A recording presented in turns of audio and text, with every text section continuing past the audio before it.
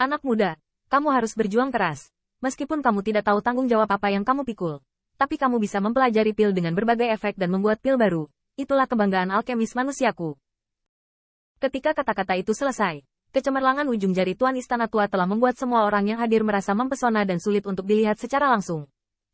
Sebelum Qin Yichen punya waktu untuk mengatakan apapun, ujung jari yang bersinar membakar alisnya dan mengalir ke dalam jiwanya. Ledakan.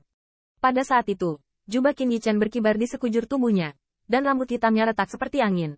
Dari tengah alisnya ke seluruh tubuh, semuanya ditutupi dengan cahaya ilahi. Di antara para dewa, Qin Yichen melihat dewa yang tak terhitung jumlahnya, Tungku Dewa, dan sosok Tuan Istana Tua, menggunakan teknik tak terhitung yang tak terhitung jumlahnya. Bahkan, Tuan Istana Tua berdiri dengan bangga di langit berbintang, mengangkat jiwa telapak tangannya ke langit, bergegas ke bintang-bintang, dan menggunakan matahari sebagai tungku untuk memurnikan Qi Dan.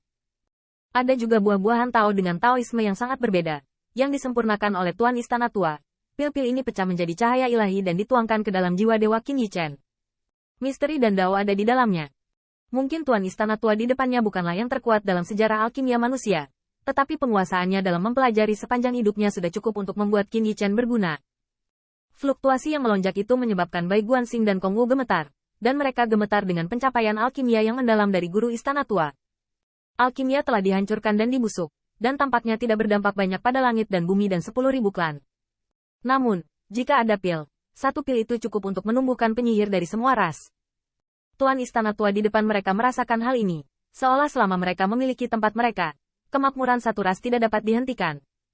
Kong dan Wu bahkan lebih terkejut dengan metamorfosis Qin Yichen saat ini, meskipun jiwa tidak berubah, dan bahkan pembuluh darahnya sama seperti sebelumnya. Namun, warisan dari Tuan Istana Tua membuat mereka merasa bahwa ini adalah kelahiran Dewa Pil. Bintang alkimia baru sedang naik daun. Dan kebangkitan semacam ini tidak hanya pada saat ini. Bahkan jika Anda meninggalkan roda surga dan kembali ke dunia di mana alkimia menurun, kebangkitan tersebut tidak dapat dihentikan. Formula pil dewa yang tak terhitung jumlahnya, dan bahkan banyak buku kuno di atas pintu bagian dalam, hampir menghancurkan pikiran Qin Yichen. Untungnya, jiwa ketuhanannya, jiwa pedang bawaan Feng Tianxing, adalah alam Dao Hua yang kuat, yang mampu membawa warisan Tuan Istana Tua. Tetapi bahkan pembangkit tenaga listrik alam Dao Hua, di depan warisan ini, merasa bahwa dia tidak penting, dan luasnya dewa yang tak terhitung jumlahnya seperti laut yang sangat besar. Saya tidak tahu berapa lama itu telah berlalu sebelum kemuliaan perlahan memudar. Tuan Istana Tua menjatuhkan telapak tangannya, dan Qin Yichen perlahan membuka matanya. Pada saat itu, matanya seperti sepasang tungku pil yang tak tertandingi, melelehkan segalanya. Terima kasih, Tuan Istana.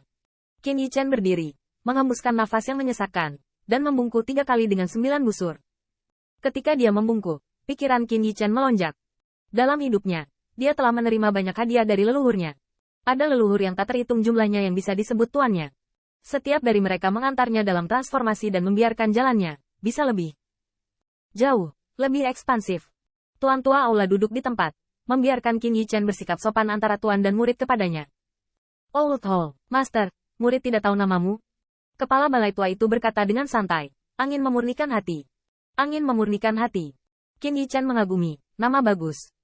Memurnikan alkimia, memurnikan langit dan bumi, memurnikan segala sesuatu, dan apa yang Anda pemurnian pada akhirnya adalah hati yang tulus.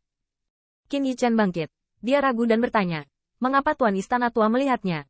Tepatnya, ketika dia melihat ramuan majemuk, dia akan datang untuk bertemu dan mengajarinya. Qin Yichen ingin bertanya, tapi melihat Tuan Istana Tua itu perlahan menggelengkan kepalanya, tersenyum tapi tidak tersenyum. Aku tidak tahu. Tapi Kaisar Hao Yi memberitahuku ini, dan aku mengikutinya. Leluhur Hao Yi. Tanda seru.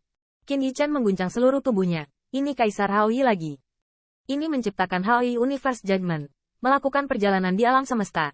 Mengamati waktu dan ruang dengan senyuman. Dan tampak seperti Kaisar Naga yang sebenarnya. Apa yang dia tinggalkan? Apa yang membimbingnya lagi? Segera setelah itu, Feng Lianxin melambaikan ujung jarinya lagi. Dan sebenarnya ada 3 kelompok cahaya yang mengambang di depan trio Qin Yichen. Inilah yang Hao Yi minta agar kuberikan padamu. Ini juga. Ketiga Qin Yichen saling memandang. Kong Wu tidak bisa menahan gemetar. Ini awalnya dibagi menjadi 3 bagian. Jika ini masalahnya, bukankah Kaisar Hao Yi sudah meramalkan adegan hari ini? Ini terlalu menakjubkan. Feng Lianxin juga diam-diam mengagumi. Ketika Kaisar Hao Yi memberikannya kepadanya, itu memang 3.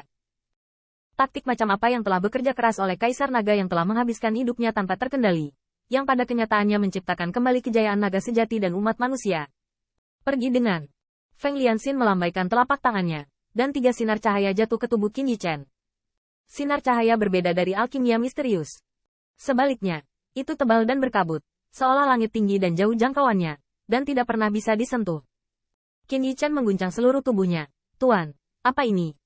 Feng Lianxin menggelengkan kepalanya lagi. Itu masih perintah Kaisar Hao Yi, saya tidak tahu.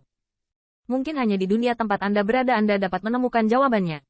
Ketiga Qin Yichen saling memandang. 3 sinar cahaya memantulkan satu sama lain dan berubah menjadi kecemerlangan. Apakah ini menunjukkan bahwa ketiga bersaudara itu akan bekerja sama sebelum mereka dapat memecahkan emas? Hanya di dunia kita bisa menemukan jawabannya. Qin Yichen mendapat keuntungan tak terbatas. Namun, Tuan Istana Tua tampaknya memiliki banyak hal hari ini. Dia menarik mereka dan bertanya Kaisar Surgawi seperti apa yang lahir setelah Kaisar Bailun, dan prestasi seperti apa yang mereka miliki. Meskipun ketiga Qin Yichen tidak tahu banyak tentang itu, mereka masih menyebut Feng Jiutian, Kaisar Jiutian, dan Kaisar terakhir dari era naga sejati Kaisar Naga Hautian. Legenda mengatakan bahwa Kaisar Hautian melawan dunia dan memimpin sekelompok kemampuan hebat untuk melancarkan pertempuran melawan Raja Dewa yang menguasai segalanya. Taklukkan Dewa Perang. Hanya 4 kata ini yang membuat hati Qin Yichen bergetar dan sangat dikagumi. Mendengarkan legenda Kaisar Surgawi, penguasa Istana Tua terkadang senang, dan terkadang menghela nafas, seolah-olah dia sendiri yang menyaksikan pergantian Kaisar Cao Tian. Kita berada di dunia roda surga. Surga itu abadi. Kita abadi. Setelah sekian lama, Tuan Istana Tua perlahan bangkit, didukung oleh Mu Ziyu, seolah ingin meninggalkan gua. Anak muda saya, ingatlah untuk kembali dan melihat kami lebih banyak lagi di masa depan, dan beritahu orang tua legenda macam apa yang akan dialami generasi Anda. Jika kamu bisa. Hati Bai Guanxing bergetar, dan kepala Istana Tua berada di roda surga. Jika ada roda surga, mereka akan bisa melihat Tuan Istana Tua. Namun, setelah perselisihan patriark ini, dapatkah harta klan Bais di surga menjadi miliknya? Bisakah Tuan Istana Tua dan dunia yang tak terhitung jumlahnya di roda surga dapat melihat lagi? Bai Guanxing tidak tahu. Tuan Istana Tua pergi seperti ini. Tampaknya perjalanan ini baru saja menerima seorang murid, dan semua yang diwarisi sudah cukup untuk membuat Qin Yichen terpesona untuk belajar selama bertahun-tahun.